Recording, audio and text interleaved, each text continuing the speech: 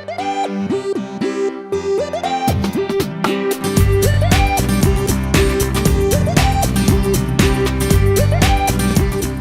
and welcome to KennyRoy.com. I'm Kenny Roy. This is the Ask Video Mail for the week of June 2nd, 2014. Welcome to the site to all you new members. Welcome back to the old members. The Ask Video Mail is your chance to get your question in character animation or performance answered in a video just like this one, but I need your question if I'm going to answer it right. Yes! So please send your questions to webmaster@kennyroy.com. I go through all the questions and I answer the ones that I think will help the most people. There's no such thing as a stupid question. And it is the best way to take the most advantage of the site. Yes! Yes, indeed. It is June. I'm freaking... Whoa, hello. I almost just felt... We're going to keep on rolling. I almost just fell off my my thing. I'm on a strict orders from my little brother to stand on this. Stretch out my plantar fascia. And I almost just totally ate dirt on this video mail, but we're going to keep on rolling here. I have shown the little painter to my family, the animators that worked on it, the narrator Pat Fraley, and anyone that worked on it. Okay, and I am really happy to say that the feedback is super positive. Everyone really seems to think that I hit the mark. We hit the mark. I didn't hit the mark. It was a huge group effort. And there's just a little bit to go. Just a little bit more mixing and sound sweetening, and we will be there. And man, what a long, strange journey it's been, but it's a beautiful film, and I'm happy to have it complete and move on. So if you are a Kickstarter backer, I want to let you know thank you one more time. I'll always say thank you every chance I get. Thank you one more time, as well as get ready, because I'm probably going to do a screening online, and for anyone who wants to come here to the studio and watch it, I'm going to stream it to the backers, and then I'll also do the do the screening here with like the pizza party. Okay, so look out for that. I like this week's question. I think you will too. Check it out.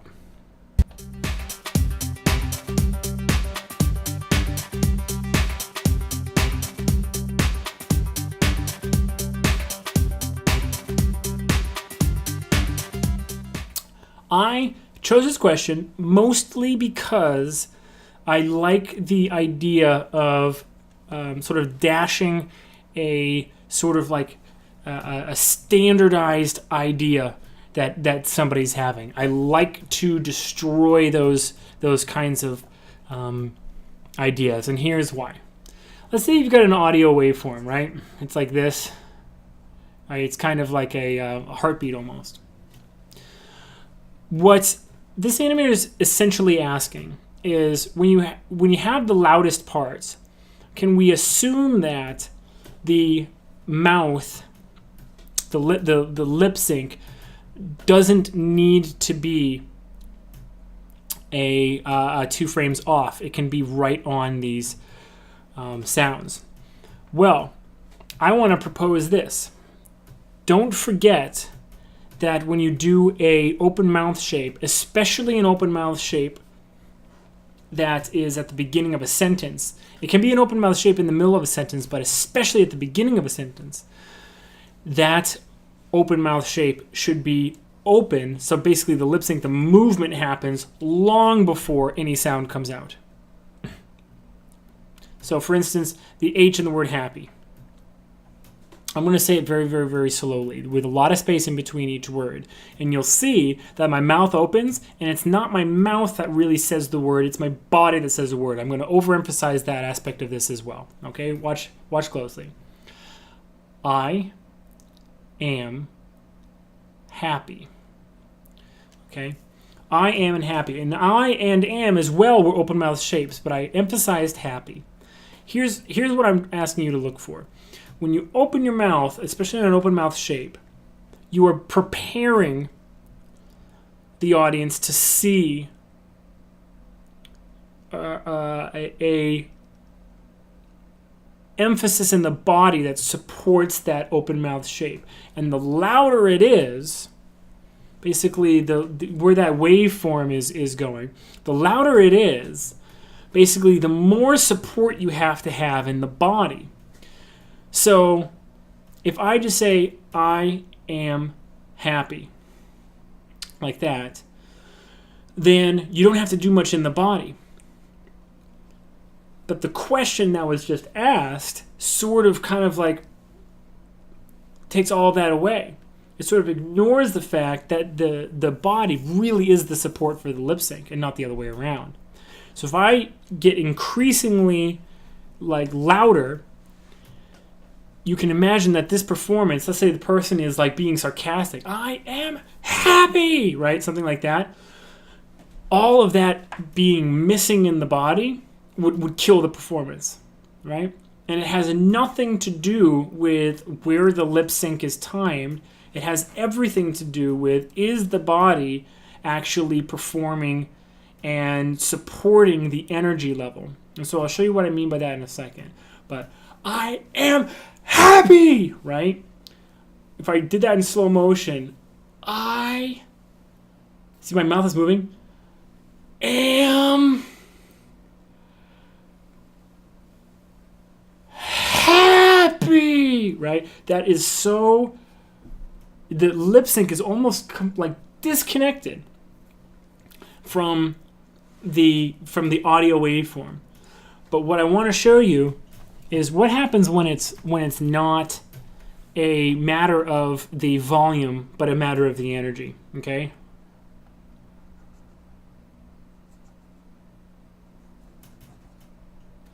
Okay.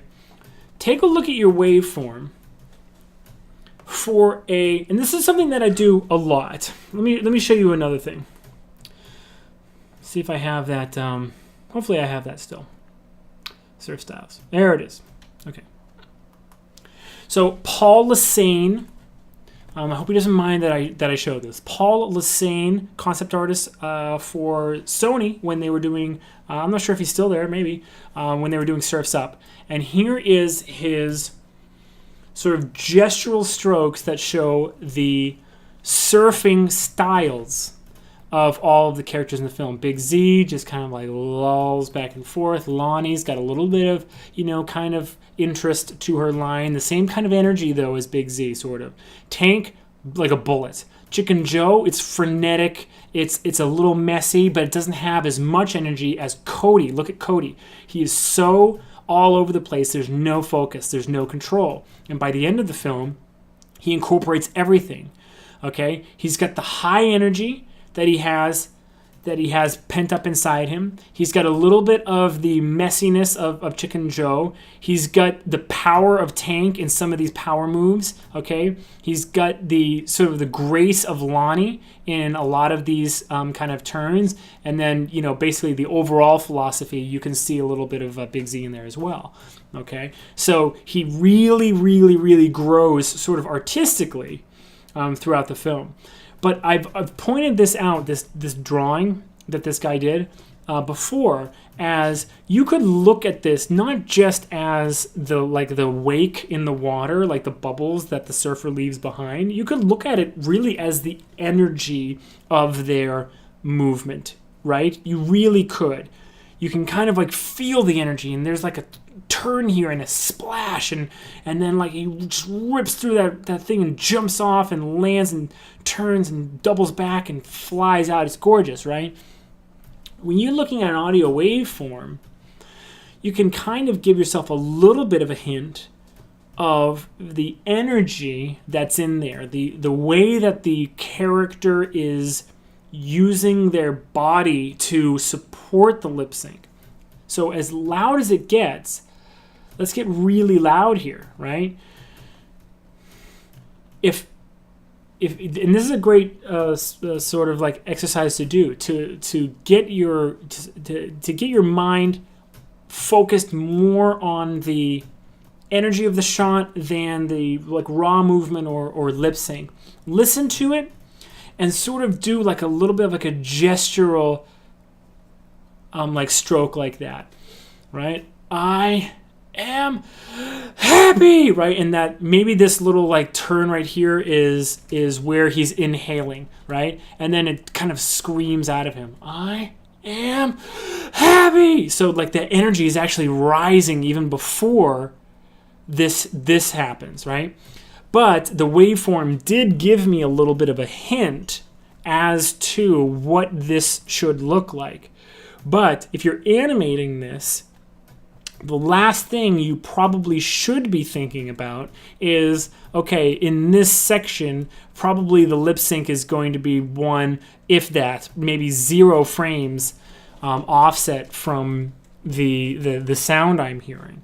All right, it has nothing to do with that. Think first about the body, about the energy, the support of that lip sync, and notice here how you have to really drive that energy up before you can possibly access all of that potential that's in that delivery of that line, right? And that's anticipation, isn't it, right? So I said, I am, and I wound up, and then I went down happy, right? When I did that little performance here. Same thing.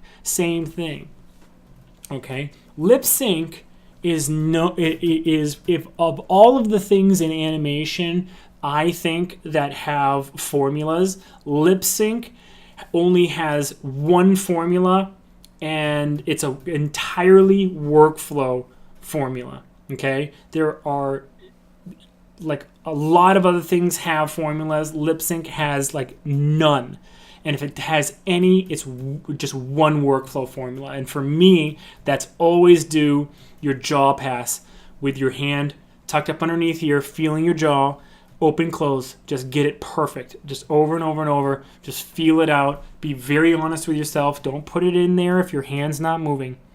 Okay, there's a lot less movement than you really think there is going on there. Okay, that open close pass, get it perfect, and then move on to narrow wide, ooh and e. Open closed, narrow wide, open closed, narrow wide. Those 2 passes will get you 85% there. Okay, but I'm really happy to kind of throw a grenade inside the idea that there is like a set rule, any sort of kind of fundamental laws of lip sync that need to be followed. There really is none, and it's so shot to shot, and it's so character to character.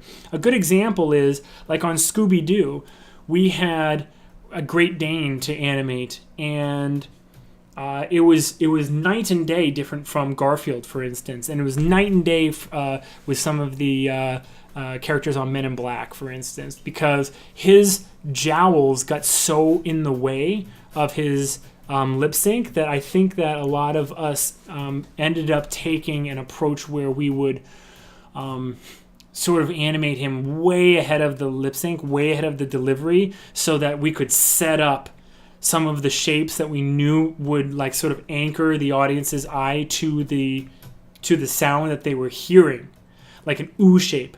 So it would almost be like we were setting up the entire shot to make sure we nailed that ooh shape, so that the rest of the lip sync would almost rest on or rely upon that moment where it was very clear.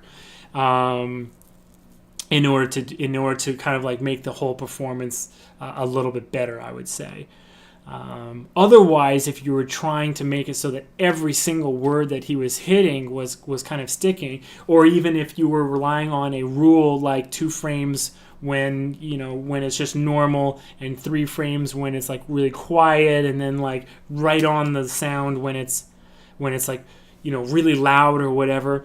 I mean, it wouldn't work on a character like Scooby-Doo at all. I learned open, close, narrow, wide on the job. I've told this story a million times, but I had to do 30 seconds of lip sync every single day. I had to have final lip sync every single day, 30 seconds of it. So it just made me really, really fast at doing it that way. And I realized that it really is kind of like the strongest method. It's the strongest workflow for it. So good question. I'm glad you sent that in. But really think about the energy of the scene. When you're looking at your waveforms, do like a little gestural drawing. If it's a scribble on a piece of paper, it doesn't matter. Just see if you can have a little bit more of a conversation with your shots.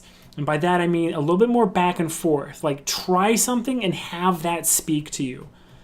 You might surprise yourself. You do this crazy gesture, and then there's something about it that you know, wow, I really want to get a fancy pose and like right on this moment because I'm thinking about it in a whole new way. You can have a conversation. I know it sounds a little bit hoity-toity, a little bit artsy-fartsy, and sort of like, you know, a little bit too fancy for what we're doing because it's all fun and whatever. But really, it is a conversation. Your shots are put on earth to teach you something. And the sooner you get to that, the better you're going to be, okay? I'm really excited about seeing more work from you guys. Good entry, a good amount of entries in the Anim Gym this month. I think there's 6 or 7, which would be cool. Join me this Friday for the webcast. I'm looking forward to that. Thanks a lot, guys. Send in more questions. Good luck with your animation. And as always, rock on.